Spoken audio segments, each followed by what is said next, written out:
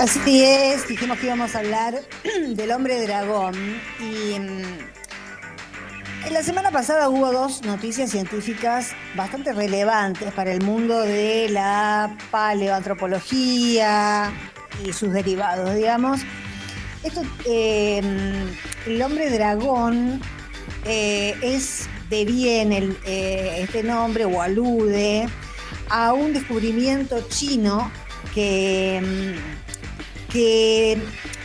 es el cráneo de un homínido, se les dice de diferentes maneras. Son primates anteriores a los Homo sapiens que vendríamos a ser nosotros.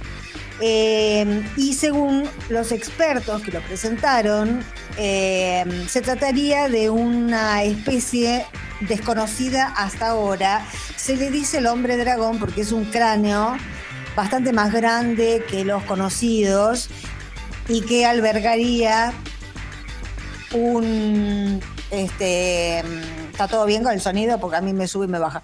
Y que albergaría o habría albergado, mejor dicho, hace más o menos unos 140.000 años, a una especie con un cerebro bastante más grande que los que conocemos y los que se suponía que tenían el resto de los primates conocidos. Hasta ahora, el hominino más cercano, el que se cree que existió inmediatamente antes del Sapiens, era el Neandertal.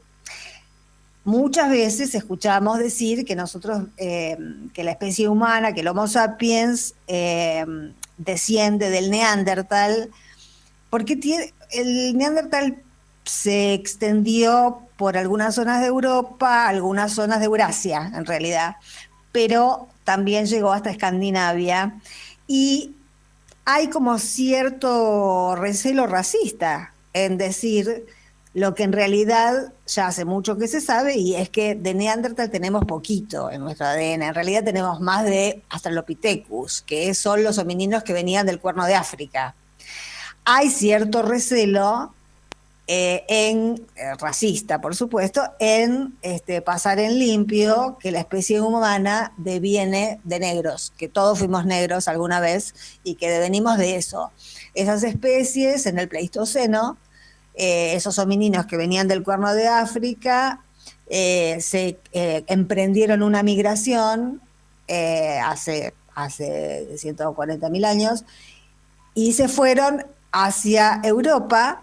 Ahí se toparon con los Neandertal, se mestizaron, y en nuestro ADN hay bastante de Australopithecus y un poquito de Neandertal. Hasta ahí es lo que se sabe. Se llama esquema filogenético, que es como una especie de representación en forma de raíces que ilustra justamente las ramas evolutivas que van constituyendo una especie de árbol genealógico de la especie. Esto es lo que se sabía hasta ahora. Lo que altera esto, porque fueron dos presentaciones que se hicieron y seguramente estaban en una universidad que es de Harbin, en el noreste de China. Se presentó en la revista The Innovation, que es una revista científica, y en Science salió otra investigación con otro hominino que estaba en un yacimiento de Neger Rambla, que es raro decir que es Israel, porque Israel es tan reciente, pero bueno, en la zona de Israel, Jordania, Siria, toda esa parte, habían encontrado. La revista Science es más importante que The Innovation, pero la verdad que es más potente el hallazgo de lo que se llama el hombre dragón, porque si vos ves el cráneo es muy impresionante, porque es un cráneo completo, y con la frente que le sobresale y da una idea de una cabeza medio monstruosa, pero por lo que se pudo reconstruir, se hicieron estudios morfológicos, etcétera. Era bípedo, es decir, que ya estábamos en la etapa en que se habían superado las 4 patas. En realidad primates se le llaman a los monos que se paran, que caminan en 2 patas y que construyen herramientas. Digamos, básicamente eso es un primate, aunque los monos también construyen herramientas para comer, cucharas y ese tipo de cosas, pero bueno, esas habilidades a la recolección, ese tipo de cosas sirven para para catalogarlos de esta manera. Decía que hasta ahora la mayoría de las teorías hablaban de una gran migración de homininos desde el África que se mestizaron con los neandertales, pero que ahora el hallazgo y la presentación de este hombre, de esta nueva especie, porque esto es lo novedoso, es una especie de la que nunca se había visto un cráneo de ese tamaño y de esas características. Se cree que fue una especie que habitó en la zona de China, del noreste de China, hace más de 100.000 años. La investigación es a la China, está dirigida por el profesor Jiang Ji de la Universidad Geo de Hebei, y el informe, decía, fue publicado en The Innovation. Estos equipos suelen estar al tanto de qué hace uno y qué hace el otro, y las 2 investigaciones salieron en la misma semana. Science publicó el de Tel Aviv, pero en realidad no llega a ser un cráneo completo, son partes de un cráneo, ya se le dice el hominino de Nesher Rambla, ese es el nombre. Y también lo presentaron, eso es una especie de asociación de la Universidad de Tel Aviv con una universidad española. En la presentación lo que dicen es que también, igual que los chinos, que podrían ser antecesores de los neandertales europeos. Es decir, que es curioso porque en ninguna de las notas que leí, mirá que leí muchas, en la de Science y del Hombre Dragón, bueno, la original estaba de Innovation, pero leí como 4 o 5 medios más. En ninguna de estas hablan del Australopithecus, que es el hominino negro. Hablan de que podría ser, es decir, hay como un desplazamiento de África y una centralidad en África, lo cual a Biden le debe caer divino, viste que todos descendemos de los chinos, lo único que le faltaba, a Biden es esta novedad del hombre dragón. Bueno, es una pieza, como sea, en los dos casos se trata de una pieza evolutiva nueva de la que no se tenían noticias ni de homininos en Asia.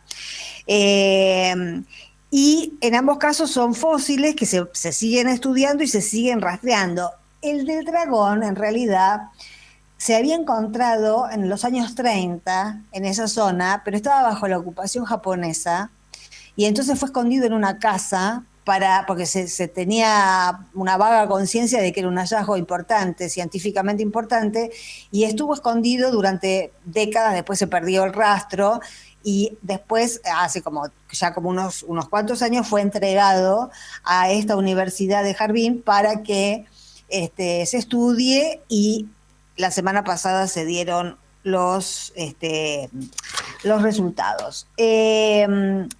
El cráneo se le dice el Homo longi, por lo lungo, digamos, al hombre dragón. El cráneo del Homo longi tiene más capacidad cerebral que todos los conocidos hasta ahora. Los investigadores chinos creen que es posible que haya ocupado el rol que hasta ahora se les asignó a los neandertales, y eso daría vuelta a la historia de la evolución humana tal como se la conoce hasta ahora. Fue desenterrado recién en 2018, o sea, se conocía desde el 30, se había escondido por la ocupación japonesa. Fue desenterrado en 2018 y desde ese momento que se estaba estudiando en la Universidad de Hebei. Los análisis químicos de ese fósil sugieren que era ese cráneo en particular un hombre de unos 50 años que vivía en un entorno boscoso en el Pleistoceno medio, es decir, hace 140.000, 145.000 años más o menos, creen que por su tamaño y por la ubicación donde fue hallado, pudo haberse adaptado bien a los entornos hostiles, y esto significa que puede haber seguido migrando por todo Asia. Eh, Hay acá, como te decía al principio, para no, después, bueno, cazaba mamíferos, cazaba aves, son todas deducciones que sacan los científicos, pero más allá de la noticia científica en sí misma, que bueno, yo no soy periodista científica, me interesan estos temas porque me interesa el tema de dónde venimos y hacia dónde vamos, digamos, que es la gran pregunta. Eh, y me interesa también el hecho de que el origen de la especie humana tuvo muy poco de europeo y sí mucho o de africano o de asiático. Ahora habría que ver cómo prosiguen estas investigaciones, pero más allá de eso, ¿por qué no se originó en Europa? ¿O por qué los neandertales se fueron desplazando, se cree, desde los países escandinavos hacia Eurasia, hacia Asia? Y ahí fue en algún momento el cruce entre esas dos especies de primates que dieron lugar al sapiens. Porque hubo un cambio climático que empezó a congelar toda Europa.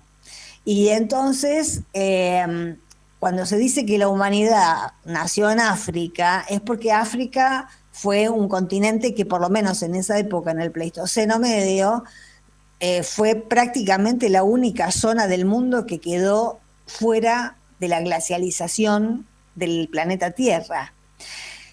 Esto es interesante tenerlo en cuenta porque más allá de dónde salimos, lo importante es hacia dónde vamos ahora. Y cuando estamos hablando de cambio climático, cuando estamos hablando de la posibilidad de una sexta gran extinción que implica una extinción de miles de especies de todo tipo, y los más radicales también hablan de que si no se corrigen la emisión de gases, las catástrofes, bueno, con lo de Miami también ahora se incluyó, además del tema de la falta de mantenimiento de la que se hablaba al principio, también se incluyó la posibilidad de que las mareas no estén siendo como antes, que haya habido una alteración de las mareas que hace que sea necesario otro tipo de construcción por el cambio climático, justamente.